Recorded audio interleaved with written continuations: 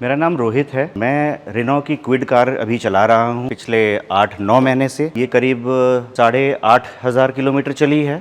फिलहाल petrol version है, automatic. Sir ये क्या माइलेज दे देती है? हाईवे में मैंने चलाया है इसे अराउंड 20 से 22, अगर कोई ऑब्स्ट्रक्शंस नहीं है और आपने स्पीड लिमिट ठीक रखी है, 70 के आसपास रखी है, तो ये 22 तक चली जाती है। और सिटी में मैं देख रहा हूँ कि जैम वैम के हिसाब से 16 to 18 किलोमीटर्स वैरी करता है। स्पीड में वेरिएशन होते साथ क्या होता है? स्पीड बढ़ाने से 100 और 120 के आसपास जाने से माइलेज फिर से गिरने लगती है और 18-19 के आसपास फिर आ जाती है इसकी माइलेज।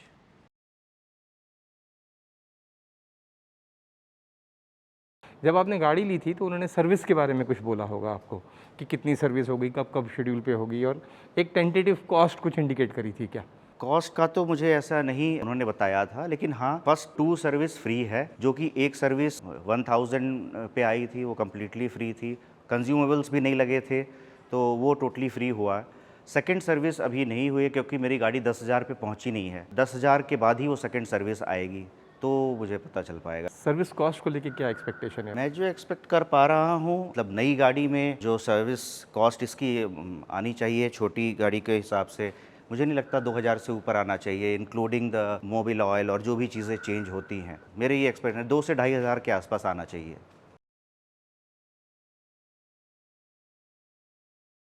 जब अपन मार्केट में थे ये गाड़ी लेने के लिए, जी, तो अपन ने और भी कुछ गाड़ियाँ देखी होंगी, ज़रूर। बताएंगे ज़रा उनके बारे में? क्योंकि छोटी गाड़ी मुझे देखनी थी, तो मैं छोटी में ही देख रहा था, और छोटी में मैंने इसको जो सब क्लोज़ कंपेयर किया, वो मैंने मारुति की एक्सप्रेसो से किया। एक्सप्रेसो से किया, i10 वगैरह भी देखा, लेकिन मैं उस बजट में जाना नहीं चाह रहा था।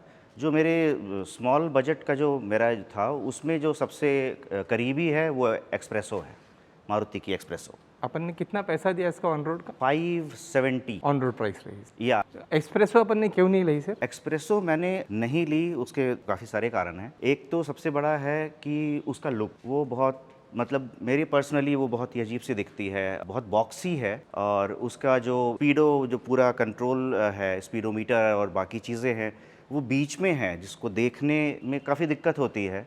मैंने उसको भी ड्राइव किया है, उसका भी ऑटोमेटिक और सेम का, तो लुक वाइज तो कोई कंपैरिजन नहीं था। इंटरटेनमेंट सिस्टम लगा है, जो इसमें स्क्रीन लगी है, ओवरऑल जो लुक एंड फील है, वो मुझे इसका काफ़ी अच्छा लगा। प्लस उसका बॉडी रोल भी है, क्योंकि उसको ज़बरदस्ती वो थोड़ा सा हाइट में बनाया गया है, जैसा कि वैगन आर है। उसको स्पीड में चलाते समय टर्न पे उसका बॉडी रोल भी आता है। मतलब मैं समझा नहीं, बॉडी रोल का मतलब सर?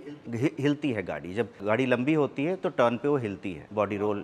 वो आपको महसूस हुआ था टेस्ट ड्राइव के समय? जी, जी, मैंने वो उसको उसी हिसाब से ही मैंने टर्निंग पे उसको यूज़ किया था, उस तरह चला के मैंने देखा था उसे। तो वो चीज़ है, और उसके टॉप वेरिएंट में भी आपका बैक डोर में पावर विंडोज़ नहीं है।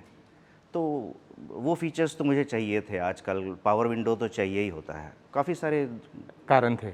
आपने कहा था कि i10 भी शायद आपने मतलब ग्रैंड i10 वो जो नियोस वाली है शायद वो, तो i10 नियोस जो आपने कंसिडर करी थी, तो क्यों छोड़ दिया उसको? मेनली बजट की वजह से मैं उस सेगमेंट में जाना नहीं चाह रहा था, क्योंकि उस सेगमेंट में जाएं तो फिर बहुत सारे ऑप्शंस आ जाते हैं। तो मुझे एक बजट भी कम रखना था, 550 से 6 के बीच में ही मुझे रहना था, तो उस वजह से मैंने फिर उसको वो किया। अपन ने पेट्रोल ही क्यों ली सर, डीजल या सीएनजी? क्योंकि सीएनजी फिटमेंट आ जाती है मारुति में। मेरा जो प्राइमरीली जो ये था कि मुझे पहले तो ऑटोमेटिक ही कार चाहिए थी, क्योंकि मेरे नी में प्रॉब्लम है, और वैसे भी आजकल के जैम में गियर शिफ्टिंग काफ़ी प्रॉब्लम करता है।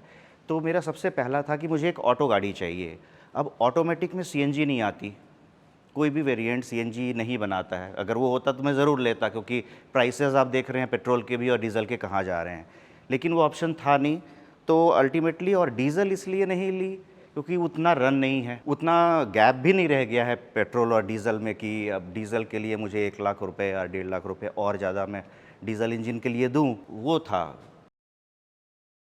हम अगर ड्राइविंग प्लेजर की बात करें तो आप कैसे डिफाइन करेंगे ड्राइविंग प्लेजर को इस गाड़ी को लेके, और क्या रेटिंग देंगे? मैंने क्यों इस गाड़ी को लिया था ऑटोमेटिक को, तो मेरी सारी चीज़ें उसी से रिलेटेड है, क्योंकि अभी तक मैंने ऑटोमेटिक गाड़ी नहीं चलाई थी, गियर वाली चलाई थी, तो उसमें काफ़ी मशक्क़त करनी पड़ती है। तो ड्राइविंग प्लेजर में मुझे काफ़ी मज़ा आता है इसको, खास करके ये ऑटोमेटिक होने की वजह से प्लेजर है इसका, वो काफ़ी अलग है। क्या रेटिंग देंगे ड्राइविंग प्लेजर में? 9। अगर हम कंफर्ट की बात करें सीटिंग को लेके, तो आपको क्या रेटिंग देंगे 10 में से, सामने में और पीछे में? कुशनिंग और बाकी चीज़ों को देखते हुए अगर मैं रेटिंग दूंगा तो फ्रंट वाले सीट को मैं 8, और पीछे क्योंकि मुझे काफ़ी स्टिफनेस और कुशनिंग की कमी महसूस कर रहा हूँ, आई थिंक 7 के आसपास मैं दे पाऊंगा। सेफ्टी को हम क्या रेटिंग देंगे 10 में से? सेफ्टी को मैं रेटिंग बिल्ड क्वालिटी को देखते हुए आई थिंक 6 दे पाऊंगा। प्लशनेस और प्रीमियमनेस की फीलिंग को क्या रेटिंग देंगे internal?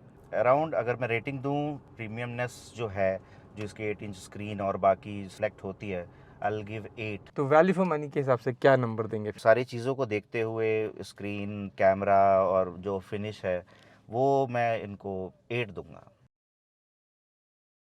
3 positive, 3 negative. Positive looks, easy to drive as an automatic जो कार है, और इसका इंटरटेनमेंट टच इन्फो जो है, 8 इंचेस का डिस्प्ले, वो मुझे काफ़ी अच्छा है इनका, ये लगता 3 है। नेगेटिव। नेगेटिव है टॉप मॉडल में भी जो है डे नाइट मिरर नहीं है, बहुत ही बेसिक है ये ड्राइवर के लिए। सेकंड है ये आपका ये आर्म रेस्ट में वो सारे पावर बटन्स होने चाहिए थे। थर्ड मुझे इसका ड्रॉबैक लगता है ये मिरर का जो इलेक्ट्रॉनिक फोल्डेबल और कंट्रोल होने चाहिए थे। अगर ये होते तो आई थिंक मतलब फीचर वाइज पैक्ड होता ये। अगर आपको मेरा रिव्यू पसंद आया हो तो प्लीज़ आप इस चैनल को सब्सक्राइब कीजिए, फॉलो कीजिए और दूसरों को शेयर भी कीजिए। Thank you sir, thank you so much, thank you so much sir, thank you.